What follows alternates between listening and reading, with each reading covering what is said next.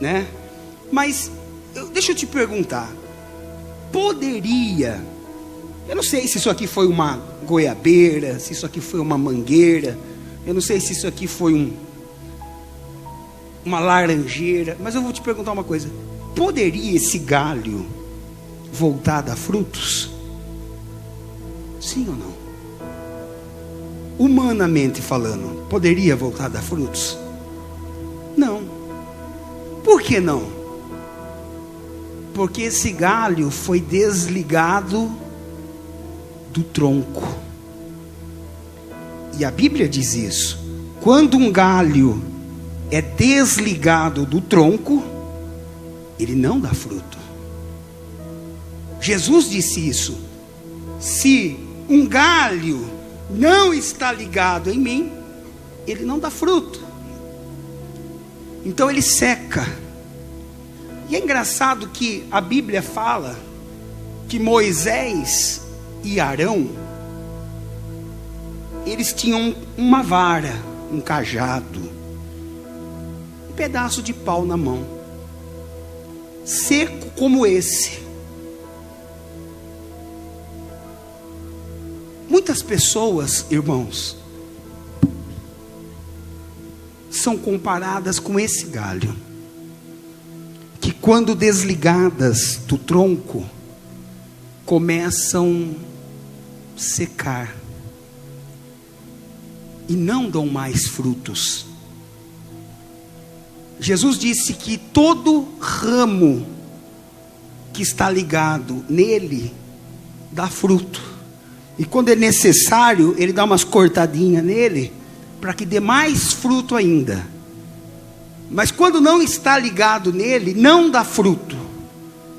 Então ele seca, ele morre. Você sabe que existe uma praga que ela dá entre a junção do galho com o tronco, que eles chamam de broca.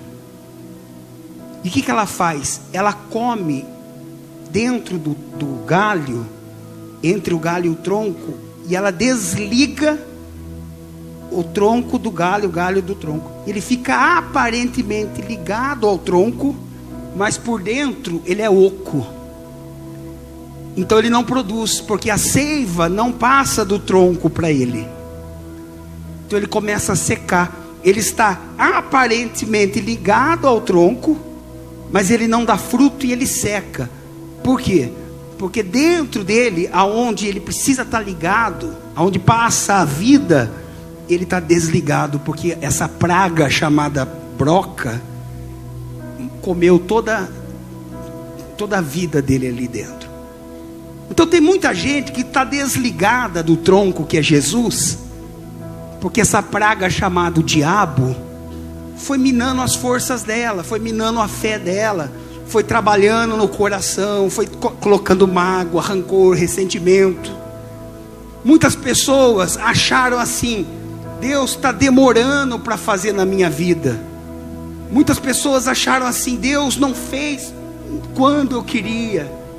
Então elas começaram a murmurar.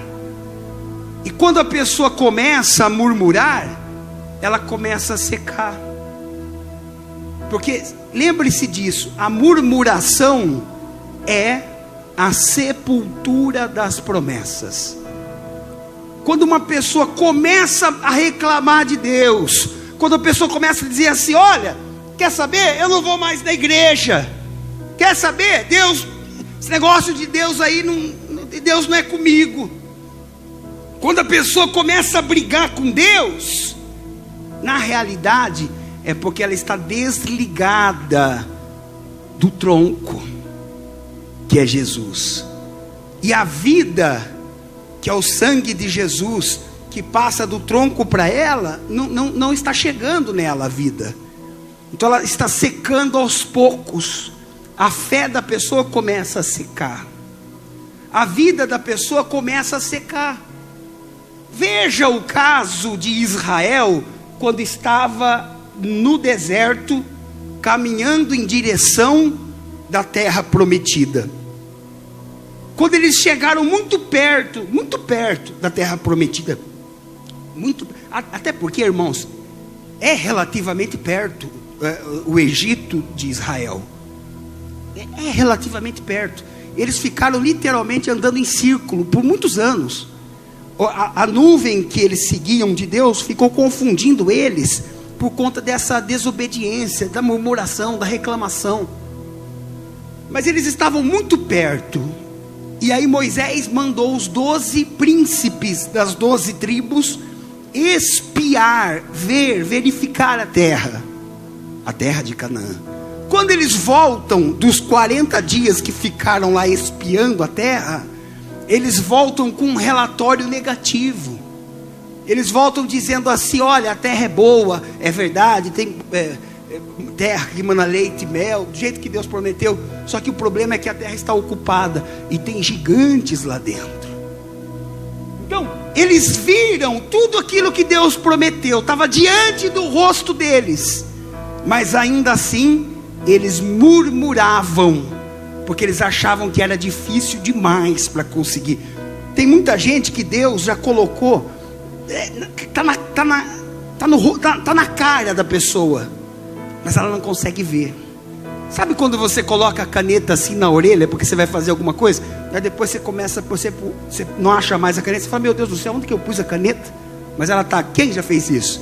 E ela está então, está na cara, mas a pessoa não consegue ver. Mas por quê? Porque a murmuração cega a pessoa.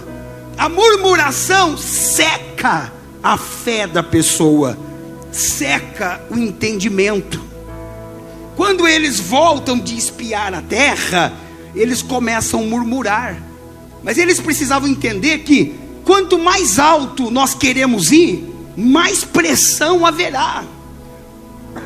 A águia só voa na altitude que voa, porque ela suporta grande pressão atmosférica. Se eu não quero pressão, eu vou voar baixo. Mas se eu quero voar alto, eu tenho que entender, vai ter pressão. Quanto mais longe eu quero chegar, eu preciso entender que mais obstáculos eu terei. Mas eu tenho que escolher: ou eu vou ficar ali estagnado, andando em círculos, ou eu vou enfrentar os obstáculos e vou seguir em frente e vou chegar longe. É uma escolha. E aqui diz no capítulo 14 que você abriu comigo, versículo 34, o seguinte: segundo o número dos dias em que vocês espiaram a terra, ou seja, 40 dias, cada dia representando um ano, vocês levarão sobre si as suas iniquidades durante 40 anos, e terão a experiência do meu desagrado. Olha que Deus disse: para cada dia que vocês ficaram na terra prometida e duvidaram de mim,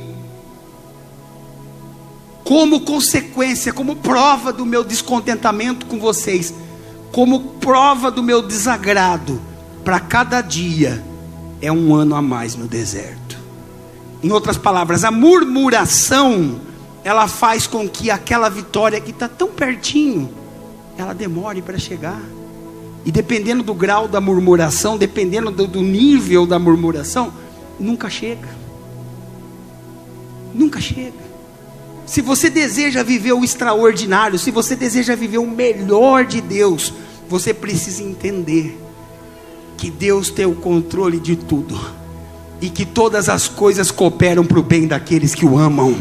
E se as coisas não estão como você gostaria, Deus sabe o que está fazendo, a vitória virá, porque Ele é fiel. Olha só, eu dei essa volta para chegar aqui onde eu vou falar.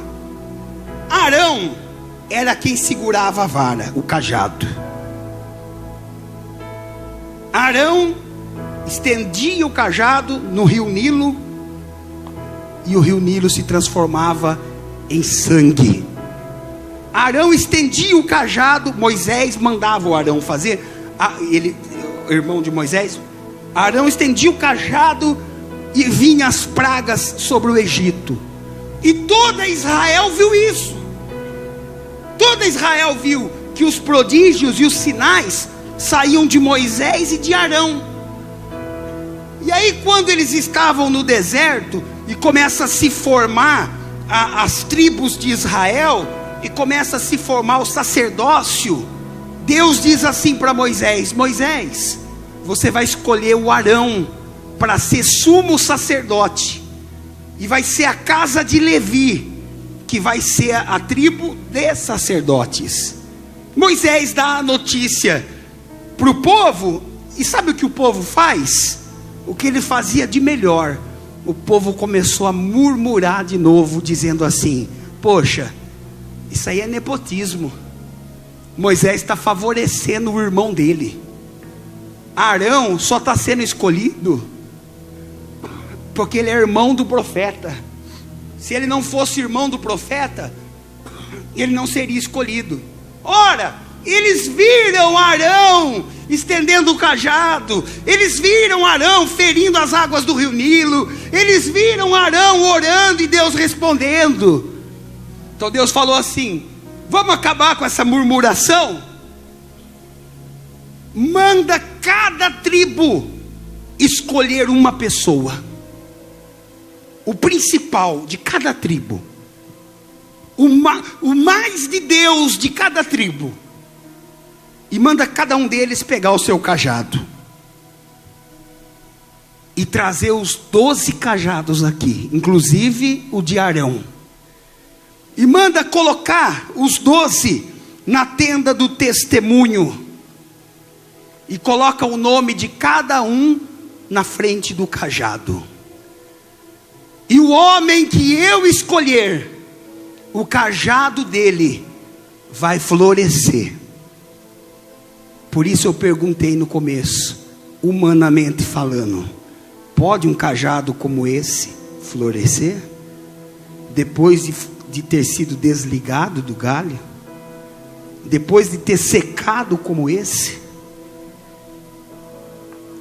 De um dia para o outro, está escrito, no dia seguinte, quando eles abriram as cortinas, estavam lá os 12 cajados, mas o cajado de Arão brilhava como nunca, e na ponta dele havia florescido flores e frutificado amêndoas, porque era um galho de amendoeira. Quando eles entram e veem naquele cajado de Arão flores e amêndoas, eles percebem que Arão é o homem escolhido por Deus, e que a bênção de Deus estava sobre ele. Eu quero dizer, você é escolhida, escolhido por Deus. Você é escolhido, escolhida por Deus. E ainda que tenha secado a fonte, ainda que a vida financeira esteja seca, ainda que a saúde tenha secado, ainda que tenham se secado as emoções, Deus fará florescer na sua vida mais uma vez. Ainda que pareça que é impossível, que não tem jeito, ainda que você olha e fala assim, não tem mais vida, o casamento está seco, a empresa está seca, o trabalho, a vida financeira está seca, Deus vai fazer florescer em nome de Jesus, porque Ele é fiel. O homem que Deus escolhe, Ele faz florescer. Diga para quem está do seu lado assim, a sua vida vai florescer, meu irmão. Diga, a sua vida vai florescer, minha irmã. E sabe aquelas pessoas que falaram assim, você é um galho seco, você é um galho seco. Sabe aquelas pessoas que falaram isso? O inimigo vai ver você florescer e vai ter que se calar, meu irmão. Os 11 entraram quietinho na tenda do testemunho, pegaram o seu cajadinho e saíram de mansinho. Amém, gente? Porque não tinha o banquinho ainda, então eles pegaram o cajadinho deles e saíram de mansinho. Por quê? Porque o cajado do Arão floresceu, e só Deus faz florescer um galho morto. As pessoas podem dizer assim, isso aí é um galho morto, isso aí secou, isso aí não dá mais nada. mas quem faz florescer é Deus, quem faz brilhar é Deus. Um galho seco só floresce se for da vontade de Deus. Aonde secou, Deus vai fazer prosperar. Deus quer trazer na sua vida riqueza, Deus quer trazer na sua vida honra, Deus quer trazer para você tesouros escondidos. O galho de Arão que floresceu representa isso. Algo que secou, algo que morreu, pode voltar a ter vida. E quem murmura, meu irmão, conversa com o diabo. Essa que é a realidade. Quem começa a murmurar, pensa que está falando com Deus, Deus não está ouvindo. Deus não dá a bola para murmuração. Então quem começa a murmurar, na realidade, está conversando com o diabo. A murmuração tem que desaparecer da nossa vida. Você acha que está demorando? Você acha que não está do jeito que você queria? Você acha que as coisas secaram? Confie em Deus, porque de hoje para amanhã Deus vai fazer grande coisa, meu irmão. Deus quer fazer o seu cajado florescer, Deus quer fazer a sua vida florescer. Olha, alguns vão chegar em casa hoje ainda, o telefone vai ter tocado. Alguns vão chegar em casa hoje ainda, o e-mail vai estar lá, vai ter chegado uma resposta para você. Mas pastor, à noite empresa não liga, à noite não manda e-mail. Irmão, cajado, vara seca dá fruto. Deus não precisa do tempo, Deus não precisa da lógica, Deus não precisa do adubo, da botânica, de nada disso. Deus faz o que Ele quer, do jeito que Ele quer, na hora que Ele quer. E vou dizer mais, sabe por que a amendoeira? Eu não sei se você sabe disso, mas a amêndoa é uma das únicas, um dos únicos frutos que não tem época para nascer. Nasce em toda época. Sempre que nasce as amêndoas e colhe, depois da colheita ela começa o processo de novo, de crescimento, e começa a dar fruto de novo, seja inverno, verão, outono. Deus não precisa de tempo. Crise está na boca do mundo, problemas estão na boca do mundo, mas na boca de Deus você só ouve vitória, você só ouve bênção, você só ouve bênção na sua vida, na sua casa. Quando o cajado de Arão floresceu e Arão partiu, Arão morreu, eles colocaram aquele cajado dentro da arca da aliança, junto com um pouquinho de maná e junto com as tábuas dos 10 mandamentos.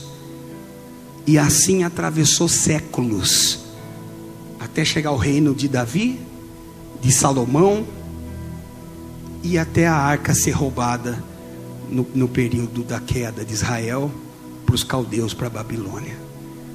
Mas o cajado, enquanto esteve lá dentro da arca, ele floresceu. Parecia que era como no primeiro dia. Eu quero terminar dizendo para você que quando Deus faz, Deus não volta atrás. E Deus prometeu para você. Amém, gente?